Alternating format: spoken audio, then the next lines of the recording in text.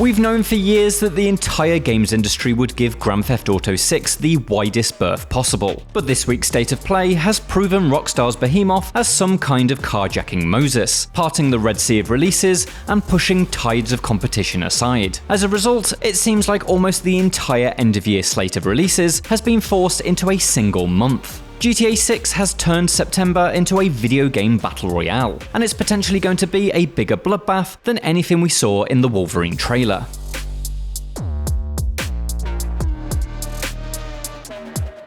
There are now 5 of what I'd consider heavy hitters wrestling for space in September. The Blood of Dawnwalker has a head start, launching on September the 3rd, but this massive vampire RPG has only 2 weeks of freedom before Marvel's Wolverine slices its way onto the scene on September the 15th. The following week, there's 3 games in 2 days: Control Resonant and Silent Hill Townfall, both landing on September the 24th, and Onimusha Way of the Sword the day after. I am Suten Tochi, Miyamoto Musashi, the fool who seeks strength yet rejects the power of the Oni. Arriving around these 5 are a number of other significant games that will be fighting for any attention they can get. Illphonic's Halloween creeps into stores on September the 8th, the long-awaited Warhammer 40,000 Dawn of War 4 drop pods in on September 17th, and the Trails in the Sky Second Chapter remake arrives the same day. The console version of Dune Awakening carefully steps into place on September 22nd, and in the first couple of days of October, there's Ubisoft's 3D remake of Rayman Legends, a remaster of Dynasty Warriors 3, and the brand new Ace Combat 8.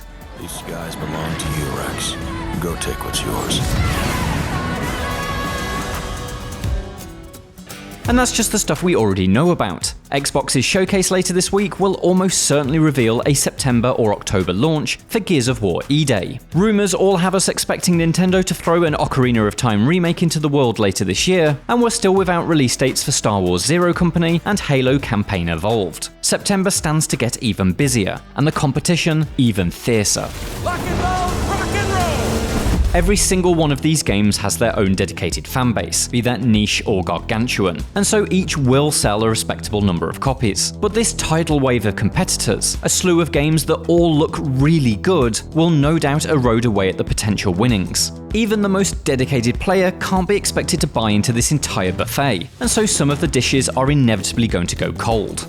It feels like storm clouds are brewing over Control Resonant developer Remedy, the incredibly talented Finnish studio whose visionary games never quite connect with the size of audience they deserve. FBC Firebreak understandably cost the company. Few people were looking for a merely okay live service shooter in the 2020s, but Remedy has struggled with sales even on its critically adored projects. It took over a year for Alan Wake 2 to make a profit. The company's new CEO, former EA studio head Jean-Charles Godechon, has already said that Remedy's unique approach must be protected, and I can only hope that he can find a way to successfully weather the storm. But while Remedy's struggles paint Control Resonant as the most vulnerable of all of September's releases, almost none of these games are guaranteed slam dunks. Marvel's Wolverine will likely enjoy the smoothest ride. The next chapter in Insomniac's Marvel series, it's already looking incredibly good, and it's the exact sort of thing a great deal of PlayStation owners are locked in for. Son of a bitch! While Logan isn't quite as popular as Peter Parker, and so probably not destined to beat Spider-Man 2's record of the fastest selling PlayStation Studios game in a 24-hour period, it's nonetheless almost guaranteed to shift copies faster than a fastball special. But it's worth remembering those reports of concern over Spider-Man 2's spiraling budget. If Insomniac didn't get that under control for Wolverine, it may need to sell many millions to break even. Not an ideal situation when there will be folks holding onto their cash as they wait for GTA 6.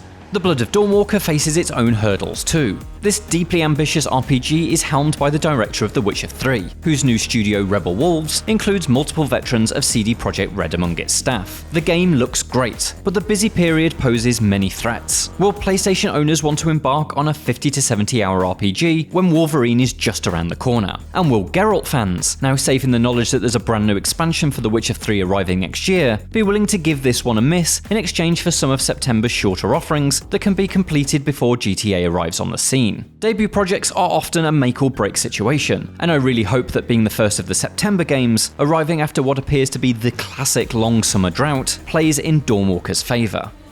I'm just trying to save my family.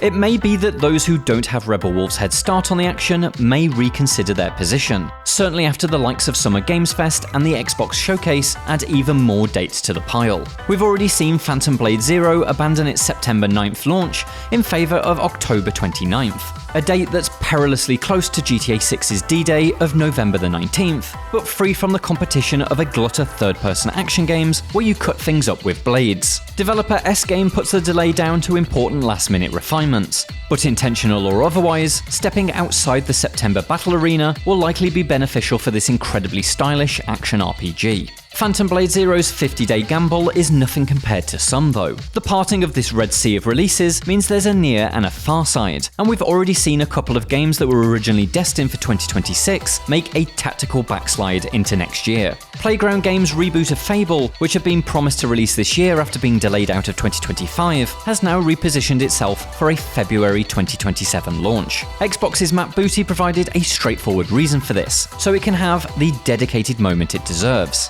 There's no easy victory within the shadow cast by GTA 6, and so there's no shame in stepping backwards for a second time.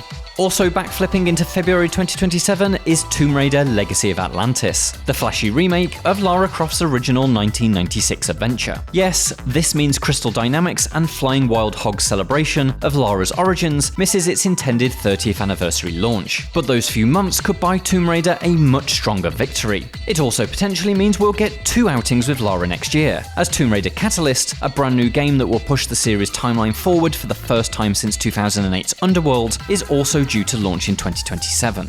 There are other shifts too. The Witcher 3's Songs of the Past expansion was originally planned to launch this year, but was pushed to 2027 to achieve the best possible result. While that may refer to development polish, there's no denying that Geralt's One Last Hurrah will enjoy more attention if it stays outside of GTA 6's gravity well. And as this week continues, with Summer Games Fest, the Xbox Game Showcase, and others announcing new dates, we'll likely see this space around GTA become increasingly defined. Few will brave arriving within weeks of the biggest game of all time. Some will try to get ahead of it, others will find safety in 2027. And as September fills up, I wouldn't be surprised if we get a scattering of last-minute dashes as developers and publishers realise that the 9th month of 2026 wasn't quite the safe haven that they thought it would be.